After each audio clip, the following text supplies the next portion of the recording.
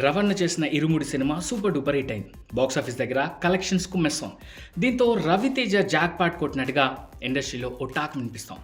ఈ సినిమా కోసం రవితేజ తక్కువగానే రెమ్యునరేషన్ తీసుకున్నాడు. సాధారణంగా ఆయన అందుకునే పారితోషికంలో 3/4 మాత్రమే రెమ్యునరేషన్గా అందుకున్నాడు. కానీ అదనంగా నైజాం థియేటికల్ హక్కులు కూడా తీసుకోవడంతో ఇప్పుడు రవితేజ రెగ్యులర్గా తీసుకునే రెమ్యునరేషన్ కంటే ఎక్కువగానే కమాయించబోతున్నట్టుగా తెలుస్తుంది. దాదాపు 20 కోట్ల వరకు రెమ్యునరేషన్గా రవితేజకు దక్కునున్నట్టుగా ఫిలిం నగర్ నుండి చక్కర్లు కొడుతున్న న్యూస్. ఇరుముడి సినిమా సక్సెస్ఫుల్గా రన్ అవుతున్న వేళ డబ్బింగ్ సినిమా టాక్సిక్కు ఎక్కువ స్క్రీన్స్ కేటాయించడంపై ఇప్పుడు తీవ్ర చర్చ నడుస్తుంది. అయితే ఈ చర్చల నడుమ రవితేజ మల్టీప్లెక్స్ ఏఆర్టీలో టాక్సిక్కి ఎక్కువ స్క్రీన్స్ కేటాయించడం హాట్ టాపిక్ అవుతాం. రవితేజకు తెలిసే టాక్సిక్కు ఎక్కువ షోలు కేటాయించారా లేక బిజినెస్ లెక్కల్లో భాగంగానే ఇలా చేశారా అన్నది ఇప్పుడు ఇంట్రెస్టింగ్గా మారింది. మరోసారి థియేటర్ల కేటాయింపై కొత్త చర్చనైతే లేవనెత్తింది నెటింట్. అల్లు అర్జున్ హీరోగా అట్లీ దర్శకత్వంలో తెరకెక్కుతున్న భారీ ప్రాజెక్ట్ రాకాలోకి మరో భామ ఎంట్రీ ఇస్తున్నారన్న టాక్ వినిపిస్తోంది.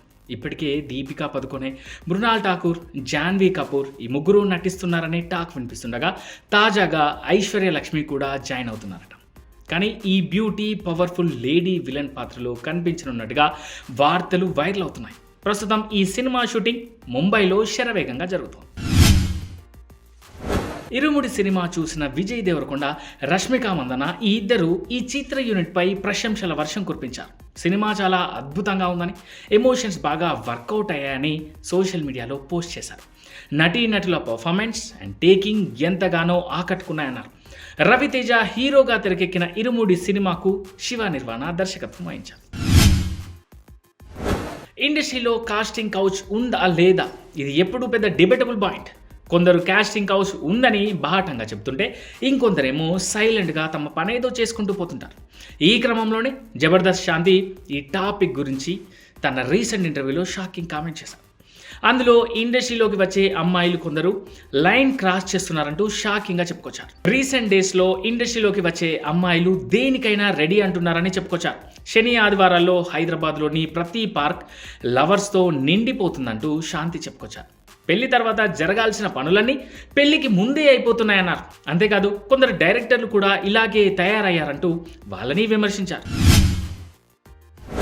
జబర్దస్త్ శాంతి స్వరూప్ తెరపై ఎప్పుడూ లేడీ గెటప్లో కనిపిస్తూ తనదైన కామెడీతో నవ్వించే ఈయన తన రీసెంట్ ఇంటర్వ్యూలో తన లేడీ గెటప్ వల్ల ఎదురవుతున్న ఇబ్బందుల గురించి ఎమోషనల్ కామెంట్ చేశారు. తాను రూమ్ రెంట్ కోసం వెళ్తే చాలా మంది వద్దండి లేడీ గెటప్స్కు ఇవ్వలేమంటారని ఆవేదన వ్యక్తం చేశారు. తాను కేవలం గెటప్ మాత్రమే వేస్తున్నానని, ఫ్యామిలీని ఎలా పోషించుకోవాలో తెలియనప్పుడు తాను ఈ చీర జాకెట్ కట్టుకునే పైన విగ్గు పెట్టుకునే నటించా కాబట్టే తన ఫ్యామిలీని పోషించుకోగలిగా అంటూ ఎమోషనల్ కామెంట్ చేశారు. తానేం తప్పు చేయట్లేదు, చిల్లర పని కూడా చేయట్లేదు కదా అంటూ జబర్దస్త్ శాంతి ట్రోలర్స్ను ప్రశ్నించారు.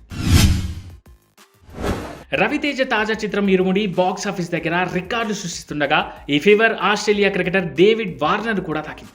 ఈ సినిమాలో రవితేజ అయ్యప్ప భక్తుడి గెటప్ను వార్నర్ ఫోటోను మార్ఫ్ చేస్తూ ఓ ఫ్యాన్ పేజ్ పోస్టర్ క్రియేట్ చేశారు కొందరు. ఈ క్రియేట్ ఫ్యాన్ ఎడిట్ పోస్టర్ వార్నర్కు విపరీతంగా నచ్చడంతో ఆయన స్వయంగా తన ఇన్స్టాగ్రామ్లో షేర్ చేశారు. ప్రస్తుతం ఈ పోస్ట్ సోషల్ మీడియాలో నయా ట్రెండింగ్గా మారింది. ట్రోల్స్, దారుణ విమర్శల కారణంగా ఓ సినిమా ఇప్పుడు చైనా బాక్స్ ఆఫీస్ దగ్గర దుమ్ము రేపుతాం. ఎస్, ఫిలిం ఫెటర్నిటీ కూడా షాక్ అయ్యేలా చేస్తాం. ఆ సినిమానే నియూలై, అంటే చైనా భాషలో ది కౌ ఈజ్ కమింగ్. 86 నిమిషాల నిడివి ఉన్న ఈ యానిమేషన్ సినిమాలో ఓ దూడ, ఓ స్కైలార్క్ పక్షి మధ్య సంబంధాన్ని కళ లాంటి అర్థం పర్థం లేని సన్నివేశాల ద్వారా చూపించారు. ఆగస్టు 5న చైనాలో విడుదలైన ఈ సినిమా మొదటి 10 రోజుల్లోనే కేవలం 7,700 యువాన్లు మాత్రమే వసూలు చేసింది. అంటే మన కరెన్సీలో సుమారు ₹1,00,000 మాత్రమే సరాసరిగా కలెక్ట్ చేసింది. ఇక దేశవ్యాప్తంగా 300 మంది కంటే తక్కువ మంది మాత్రమే ఈ సినిమా టికెట్లు కొనుగోలు చేశారు. అంత వరస్ట్ రికార్డ్ అయితే ఈ సినిమా పేరుంది. ప్రచారం లేదు, ప్రీ రిలీజ్ ఈవెంట్లు లేవు, కనీసం ట్రైలర్ కూడా విడుదల చేయలేదు. అయితే సినిమాకు సంబంధించిన కొన్ని క్లిప్లు సోషల్ మీడియాలోకి రావడంతో పరిస్థితి ఒక్కసారిగా మారిపోయింది. సినిమాలోని నాసిరకం కంప్యూటర్ గ్రాఫిక్స్, బిగుసుకుపోయినట్లు కనిపించే పాత్రలు, విచిత్రమైన వాయిస్లు, గందరగోళమైన కథపై నెటిజన్లు జోకులు పేల్చారు. కొందరు దీన్ని విద్యార్థులు చేసిన ప్రాజెక్ట్తో పోల్చగా మరికొందరేమో ఏఐ కంటే దారుణంగా ఉందన్నారు. 2026లో వచ్చిన అత్యంత చెత్త సినిమా అంటూ కామెంట్లు కూడా చేశారు. అయితే ఈ విమర్శలే ఈ సినిమాకు ఊహించని ప్రచారాన్ని తెచ్చిపెట్టాయి. ఇంత చెత్తగా ఉందట, అసలు ఎలా ఉంటుంది ఈ సినిమా చూద్దామంటూ ప్రేక్షకులు థియేటర్లకు వెళ్లడం మొదలుపెట్టారు. దీంతో సినిమాపై ఆసక్తి అనూహ్యంగా పెరిగింది. చైనీస్ టికెటింగ్ ప్లాట్ఫామ్ మాయాన్ గణాంకాల ప్రకారం ఈ సినిమా ఇప్పటి వరకు 14.9 మిలియన్ యువాన్లకు పైగా వసూలు చేసింది. అంటే భారత్ కరెన్సీలో సుమారు 20 కోట్లు. దీంతో ఈ భారీ బడ్జెట్ సినిమాల మధ్య ఈ చిన్న యానిమేషన్ కూడా బాక్స్ ఆఫీస్ రేస్లో కనిపిస్తోంది అండ్ దూసుకుపోతోంది.